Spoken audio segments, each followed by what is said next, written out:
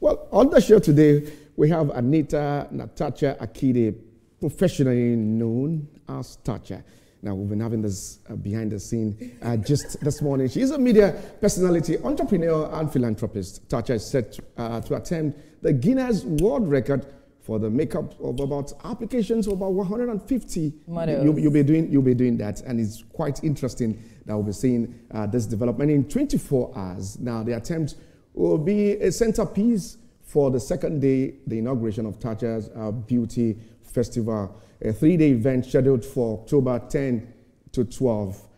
This particular development is also generating reactions that you'll be doing this. This is not the first time. We've seen Mary Yoga of Sierra Leone achieving this development, but she was able to perform about 111. So why are you going into this? Everyone seems to be going into Guinness World Record to break one thing or the other. So how do you intend to achieve this in 24 hours? 150 makeovers. You see how sleek you are. Now you started, and I almost had no idea. But anyways, hi everyone watching from where you're watching from. Good morning. It's your girl Tacha, and asking about how I plan to achieve this. This is the most reason why people have to be there October 10th to 12th to actually see what the process would look like. Because, you know, when I try to get my makeup done and makeup artists take 4 hours, 3 hours, I'm always confused. I'm like, what are you doing that's taking so long and stuff? I get this stuff done in 20 minutes, thereabout. And I also did a dry run very recently, I think about 2 days ago, October 1st. I needed to put it on a public holiday so I get as much models come through. And yeah, I did 70 makeovers in about 8 hours. So you're going to do this in 24 hours. What are the mechanisms put in place to achieve this? Just efficiency and just being fast. So speed, efficiency, and I do have a strong feeling that with this record, in as much as it's new to the world and a lot of people, something that's not new to me, because I've been doing makeup since I was 15. Like, it's something I've loved. Like, not professionally per se, but you know when you love lip glosses, you love lip liners, like, I'm the kid that her mom was a worker in church. So as much as I loved makeup, she didn't like makeup that much. So every time I would wear makeup to church and come back home, she would throw my makeup stuff away. I just would not find it. And there's no verbal conversation. Obviously, she's my mom. I can't be asking, where was my makeup stuff? Because you know she's a worker in church. You're not supposed to use makeup. And every time she throws it away, I find a way to buy it back because I was working at the time. I'll buy it back.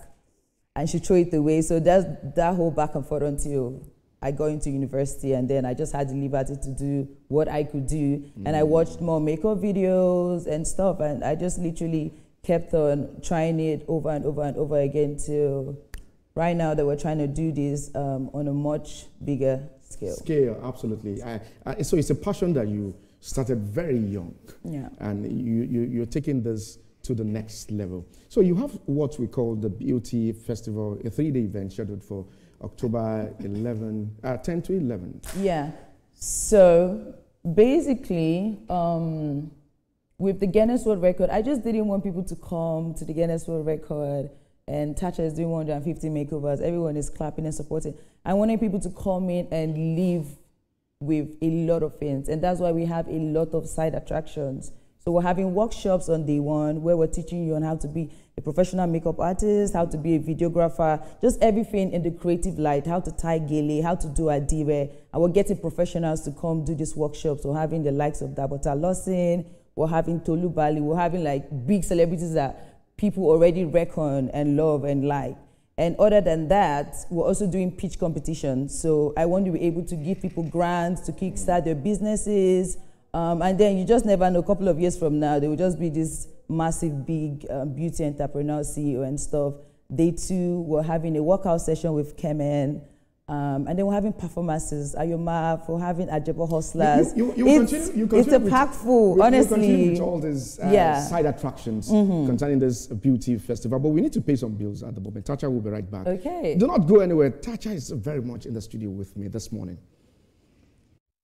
Well, simply, Tacha is still very much with me in the studio this morning. Can you continue with your line of thought? I love the fact that you're giving grants concerning this beauty festival. Yes. So who's financing this? We have a couple of people financing this. So I'm an industry person, and that's what makes this even much more interesting because I'm blending lifestyle, I'm blending makeup artistry, and I'm blending the fact that I'm a public figure. So I'm reaching out to my friends like, this was going on those 3 days. What's going on? We're having pitch competitions. Would you want to give grants to people interested in doing this or doing that? And they're like, yes, we're happy to do so.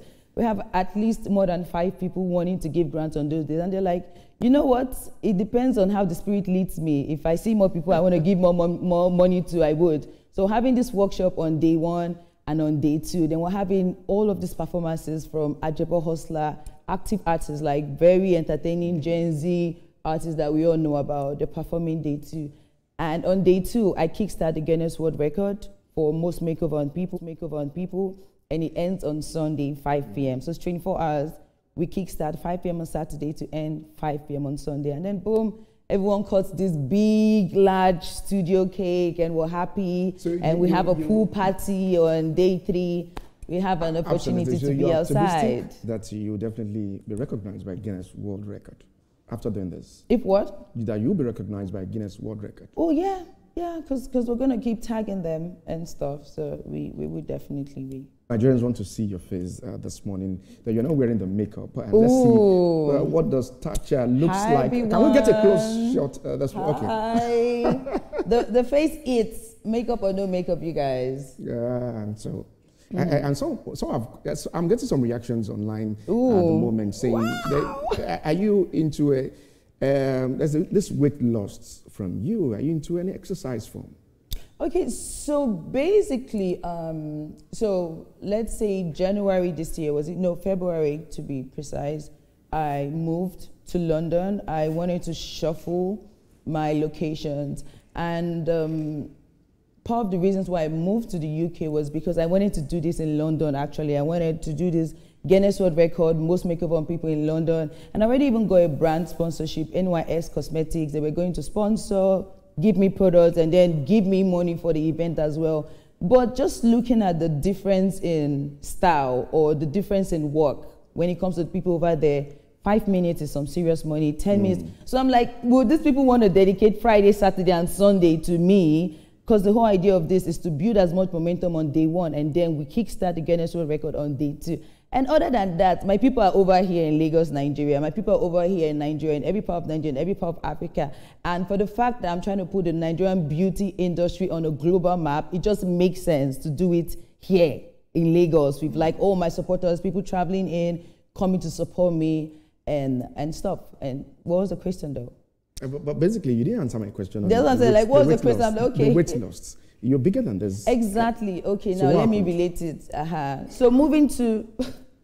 So having to move to London, I wanted to make sure my weight was in check, because as an influencer, as a lifestyle influencer as well, we wear certain clothes. I don't want an instance where some outfits they're bringing to me is not fitting because I'm slightly bigger than. And other than that, fitness is a lifestyle. So it's something that I have along the line gotten to be obsessed with. And I work out every week, at least 3 times a week. And if you work out your weight to be in check, you probably have cut down sugar. Definitely you lose some calories and it will show on your body and stuff. So you're looking good like this. You're quite appreciative of your body like this. Oh, I'm obsessed with my body. I think people on Snapchat knows. I record videos every day because I'm like, wow, I can't believe this is the Port Harcourt little girl just being the person that she is. So yeah, I love my body. I work out and I make sure I take care of give me myself. the Port Harcourt vibes on the show. That's we'll get there. We'll get there. The Beauty Festival, is it backed by, do you get support from Lagos State government? Yes, definitely. I was even going to say,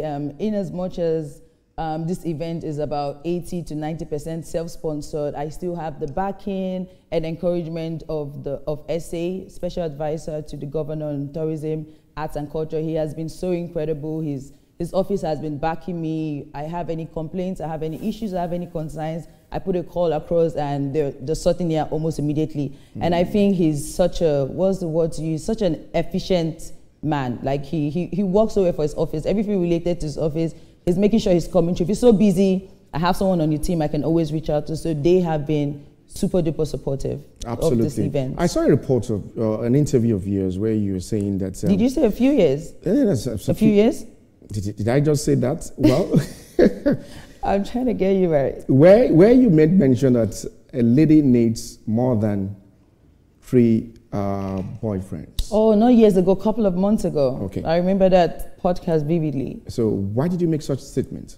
Oh, okay, okay. So let me see. Why did I make the statement of what?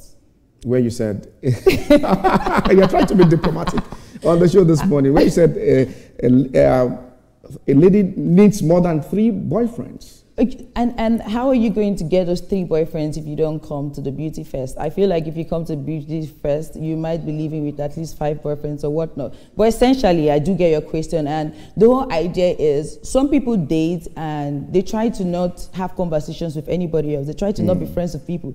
They're like, you know what, I'm in a relationship. I can't be friends with you because this is where I'm putting all my all. And the thing is, as much as we're humans, we can be very smart and very strategic. And you just never know when anyone is being smart or being strategic with you. So you could be in a relationship with Lucky, and at the end of the day, Lucky isn't taking you as serious as you are taking him, but he pretends to you like he's taking you seriously. So at the end of the day, you have just Lucky, and Lucky sent you a message on WhatsApp, oh, you know what, I need to travel to my state this weekend, I'll be back. And that weekend he's traveling to his state to go get married, and you have absolutely no idea. Now you're finding out and you're like, oh my God, I'm so sad this happened.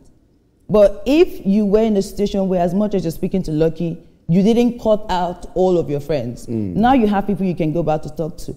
My own opinion about this is, as much as you're not married, please have as many friends as possible, because you just never know. And I'll say it again, the heart of a man is wicked. And when I say a man, I mean both men, both women. You just never know. So please don't love your friends. Like don't shut them out because you're in a relationship. You just never know if the person you're in a relationship with is in a relationship with you. You had this clash online with this Lagos content creator where you were saying Lagos is dirty. What do you make of this? At what point did that clash emanated?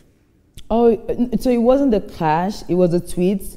So, well, I am an influencer and I'm a social media guru. So as much as I get busy offline, I also get busy online. So I'm like, oh, what's going on? What have I missed out on? Like, what's the most trendy gist? Is people talking about the biggest beauty festival happening in Lagos? And then I saw this tweet.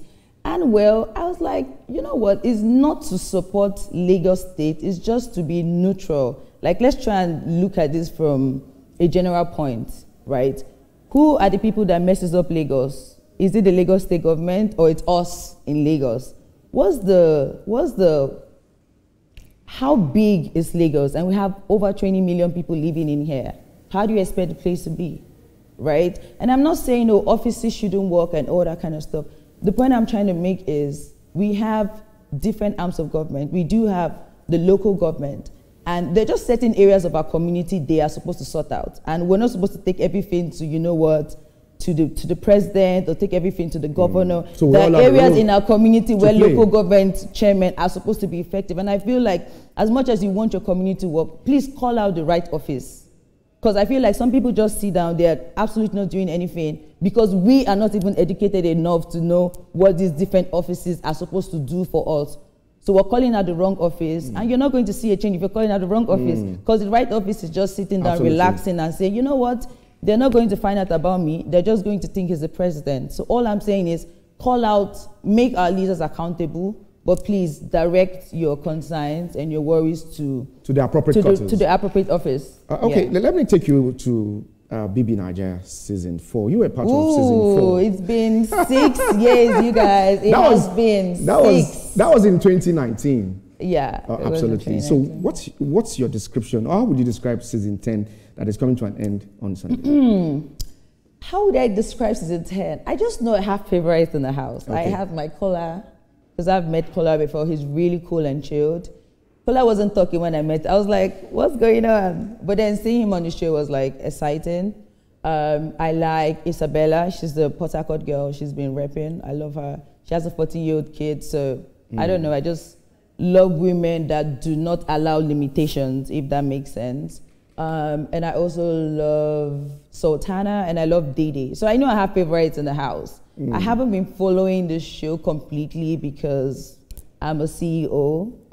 I have a lot on my decks, and I'm preparing for the biggest beauty festival. But the few clips I see, I just know I love these few people, Sha. And so far, it has been a great show, actually. I would say that 10 over 10. The housemates, everybody does have a personality. It has been super great. But but I also feel like the show needs to go on a break. Do you understand? Why? Yes, because they have been going on and on. Like every year we're having a new season. I feel like we need to give Nigerians a break. Let them miss the show. And then when the show comes back, everybody will be so hyper and stuff. Other than that, this season has gone on good, actually. Absolutely. Are you not disappointed when Faith left the house? Well, what's disappointing about Faith leaving the house? Well, you saw what transpired. Okay. For him leaving. So a lot of people have been... Are you saying he should not have left? Because I think he should have left. Why? Oh, because we did see the clips. You know, I told you when I come on Twitter, I do see clips. And so when I watched the clip, and I don't know, literally, if you did see the clip, or like, what's it called? I think, what's it called? A drag of the bucket? A bucket or something like that was being dragged off the HOH. Do you understand? As much as they say respect is reciprocal, or as much as you love to demand respect, when you can't reach your turn now, you know one can't give respect. Do you understand? You have been HOH couple of times, and I know strict of the house. I'm not going to change your batteries. You have to come pick your batteries. Then now, with a woman being the HOH, at least as much as everybody else respected you, I think it does make sense for you to respect that office of the HOH. And I think it wasn't respected, just dragging it off. It can never be that deep, whatever they needed to do, whatever the tax was. I don't think it was that deep enough for that bucket to be dragged off and maybe even slightly giving her an injury or whatnot. But yeah, that's why. Absolutely. Yeah, well, you go into the house, there's a rule book. We do have our rule books. Yeah, we do have our rule books. You go through the rule books, you know what you can. You know you cannot in any shape or form be physical with another housemate. And if you are, I mean, the judgment is in Big Brother's hands. When he was invited to the diary house, he was not that apologetic. Do you understand? Do you understand? Because, so also I did see that clip of the diary session, and I was like, is this before or after? But when I heard some things, when I heard him narrating what happened, I was like, this has to be after the disqualification, and he was still good. And that's the thing, like, for me though, making it into the Big Brother house, I did see myself as a winner. So in my head, I'm like, if I get evicted, I'm still a winner. So maybe Tacha, at the end of the day, he's looking at it from a point of he's good, regardless. Maybe overconfidence, you never can tell. Yeah. So you're going to make some prediction on the show this morning. I will the show try. is BBNaija 10/10 is coming to an end this Sunday. So who is winning? Okay, so BBNaija 10/10 is coming to an end this weekend, and all the housemates, you all know where to be. The biggest beauty festival, October 10 to 12. Please do not be outside, be inside. So let me see if I have to guess a prediction of who is going to win. I'm just going to say my girls. I'm going to say my girls. I don't know. Who are the girls there? Oh no. You have to make. No. You have to make. Who is going to win? This is such a tough one. I mean, if it was Ebuka asking me this question, I would say Tacha, but obviously it's not Ebuka and stuff. So, so let me. I don't know really, but I do think it would have to be between Imisi and Dede, actually, because those two personalities. Because we get to look at who's been the most controversial all season. Some people are very controversial and they're not liked. Some people are controversial and they're liked. So I feel like as much as Imisi does have fans, Dede has fans too. There's always the mixed feeling of some people like you, some people don't like you. So I cannot be for sure to handpick one housemate, but I would say it would probably be. You are being diplomatic. Just pick one. You have the chance to pick one. I wish I could. I love Dede and I love Imisi, so the winning has to be between the both. But I think it's going to a girl this season. All right, it's a fine place to leave it. Tacha, many thanks for coming on the show this morning. High five. High five. You didn't give me the vibes from Port Harcourt girl. Port Harcourt, as a Port Harcourt first daughter, what vibe did you want? Did you want me to dance? Okay. Hey. Thank you so much for coming on the show this morning. All right, we're going to break now. When we come back from the break, the sports guys are ready to take us into the world of sports. Do not go anywhere. Definitely we'll be right back.